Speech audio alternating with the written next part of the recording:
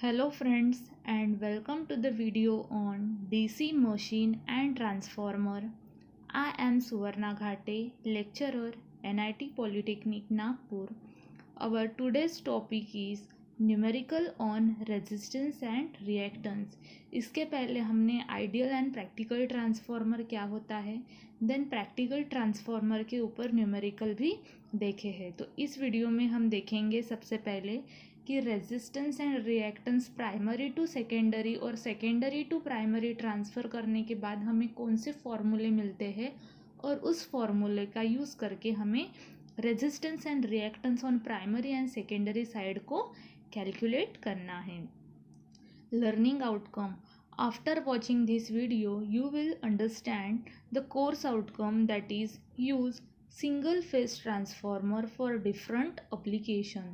तो single phase transformer के कितने टाइप्स हैं और कौन से एप्लीकेशन के लिए वो यूज़ किया जाता है, ये हम इस यूनिट से सीखने वाले हैं. Learning outcome.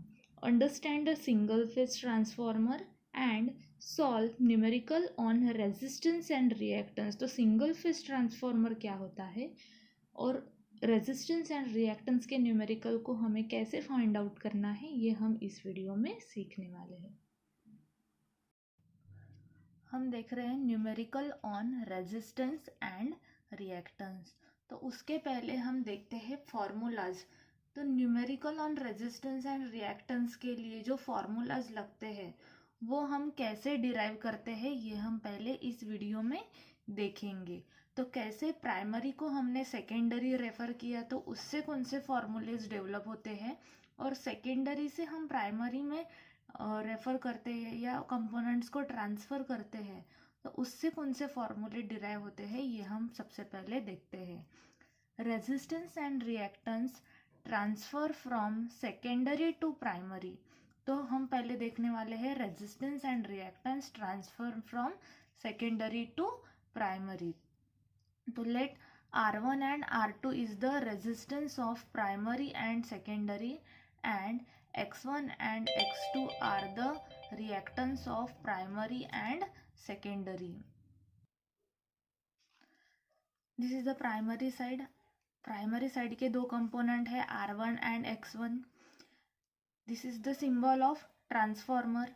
This is the secondary side. Secondary side के दो कंपोनेंट है R2 एंड X2. तो हमें क्या करना है, transfer from secondary to primary. कहाँ से ट्रांसफ़र करना है, सेकेंडरी से. कहाँ ट्रांसफ़र करना है, प्राइमरी में. तो हमने कंपोनेंट्स को ट्रांसफ़र कर दिया. प्राइमरी के कंपोनेंट एज इट इज रहेंगे R1 and X1. Then secondary transfer होके प्राइमरी में आया है तो उसके कंपोनेंट चेंज होंगे, R2 डैश बोलेंगे जो ट्रांसफ़र होके आता है, और यहाँ पे रिएक्टेंस को हम बोलेंगे X2 डैश. तो this is the resistance and reactance transfer from secondary to primary. तो सेकेंडरी साइड में अभी कुछ भी नहीं रहेगा.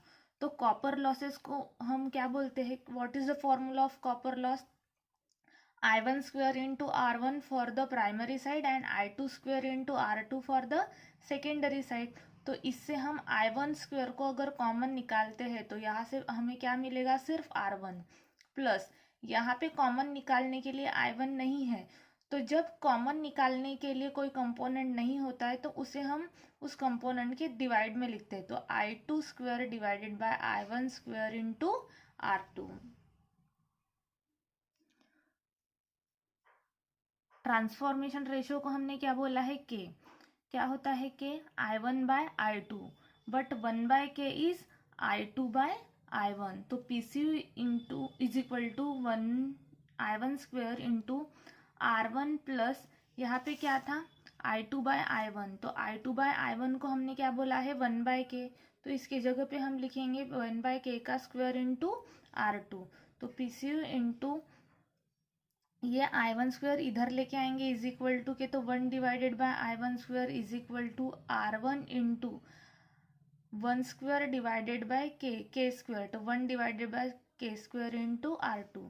तो PCU is equal to 1 divided by I1 square. इसी को हम बोलते हैं R1T, क्योंकि हमने ट्रांसफ़र किए हैं कंपोनेंट. कहाँ किए हैं, प्राइमरी साइड में. That's why transfer component at primary side is equal to, for resistance के लिए है, वैसे रिएक्टेंस के लिए भी हम देखेंगे, R1 प्लस, यहाँ पे कुछ नहीं है, मतलब डिवाइड में क्या है 1, numerator is multiply with numerator and denominator is multiply with denominator, so R1 plus 1 into R2 k square into 1 k square, this is the formula for the R1T। तो R1T के लिए क्या फॉर्मूला है, R1 plus R2 divided bye square square, वैसे ही X1T के लिए क्या formula बनेगा, X1 plus X2 divided bye k square. इस फॉर्मूले को हमें न्यूमेरिकल में यूज करना है। ये हो गया ट्रांसफर टू प्राइमरी साइड। अब हम देखेंगे transfer to secondary side. This is the resistance and reactance transfer from primary to secondary. अब क्या होगा, रेजिस्टेंस एंड रिएक्टेंस कहाँ ट्रांसफर होगा, सेकेंडरी साइड में। प्राइमरी साइड एम्प्टी रहेगी, तो प्राइमरी के कंपोनेंट R1 X1, सेकेंडरी के कंपोनेंट R2 X2। अब ये कहाँ ट्रांसफर हो रहे हैं, सेकेंडरी में, तो R2 X2 as it is रहेंगे।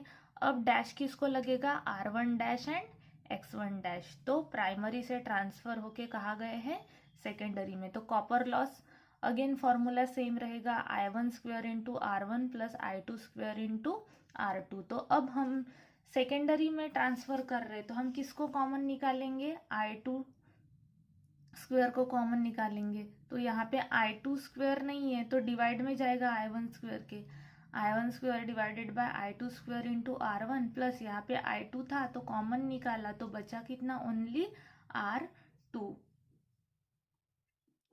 तो K का फॉर्मूला हमें पता है, I1 बाय I2, तो इसके जगह पे हम K को पुट करेंगे, PCU is equal to I2 square, I1 by I2 यानी K, तो यहाँ स्क्वायर है तो K का square into R1 plus R2।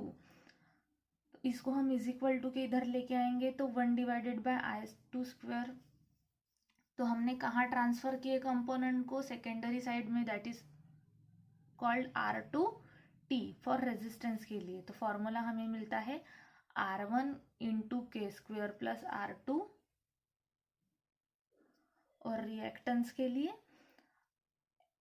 X2T is equal to X1 into K square plus X2।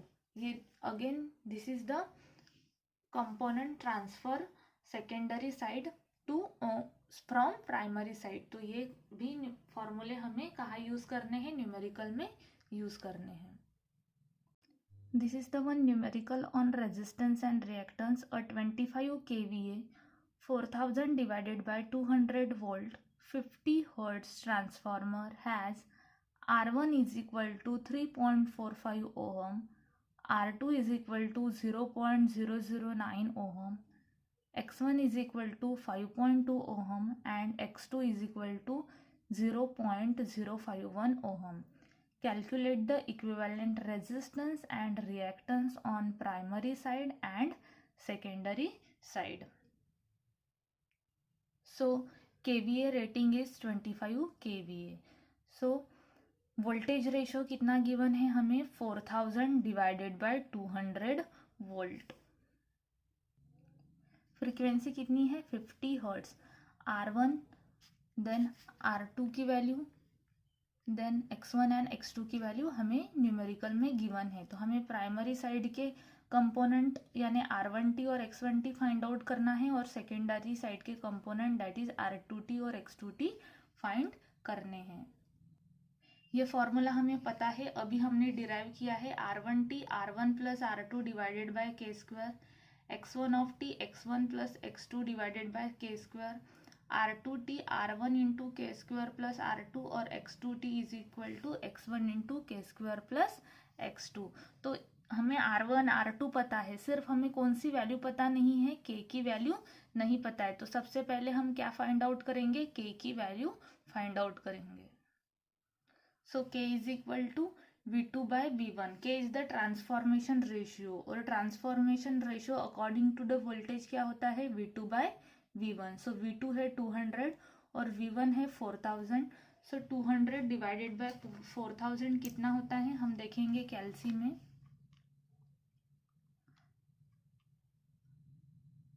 200 divided by 4000 that is 0.05। तो हमें answer कितना मिला, के की वैल्यू 0.05। तो सबसे पहले हम निकालेंगे प्राइमरी साइड के कंपोनेंट। पहले R1T, R1 plus R2 divided by K square. R1 3.45 है, R2 कितना है 0.009 और के स्क्वायर यानी 0.05 का स्क्वायर। तो ये वैल्यू हम कैलसी में पुट करेंगे। कितना था 3.45 plus divided by 0.009 divided by 0.05 का स्क्वायर। तो हमें आंसर कितना मिलता है 7.05। तो हम यहाँ लिखेंगे आंसर R1T 7.05 और रेजिस्टेंस का यूनिट क्या होता है, ओहम। अब हम निकालेंगे x1 of t। x1 plus x2 divided by K square. x1 की वैल्यू 5.2 जो गिवन में है, x2 की वैल्यू 0.051 जो भी गिवन है और k हमने निकाला है तो 0.05 का स्क्वायर। तो ये वैल्यू हम कैलसी में पुट करते हैं। सो 5.2 प्लस 0.051 डिवाइडेड बाय ब्रैकेट लेंगे 0.05 का स्क्वायर। तो हमें आंसर कितना मिलता है, SD की बटन प्रेस करेंगे तो 25.6। और रिएक्टेंस का यूनिट भी कितना होता है, सॉरी कौन सा होता है, ओहम ही होता है। अब हम देखेंगे सेकेंडरी के लिए। तो सेकेंडरी के लिए फॉर्मूला है R2 of t, R1 square plus R2। R1 कितना है 3.45, के स्क्वायर 0.05 का स्क्वायर और R2 कितना है 0.009। तो ये कैलसी में पुट करेंगे तो हमें कितना मिलेगा 0.0176। तो हम ये कैलसी में पुट करते हैं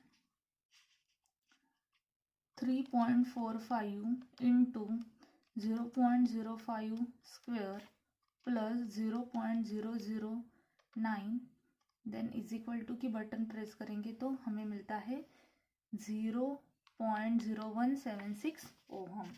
वैसे ही सेम हम किसके लिए करेंगे, x2 ऑफ t के लिए। x1 into K square plus x2 value put कीजिए तो आपका आंसर मिलेगा 0.064 ओहम। तो इसी प्रकार हमने प्राइमरी के रेजिस्टेंस रिएक्टेंस और सेकेंडरी के रेजिस्टेंस रिएक्टेंस फाइंड आउट किए हैं। तो यहाँ पे आपका न्यूमेरिकल कंप्लीट।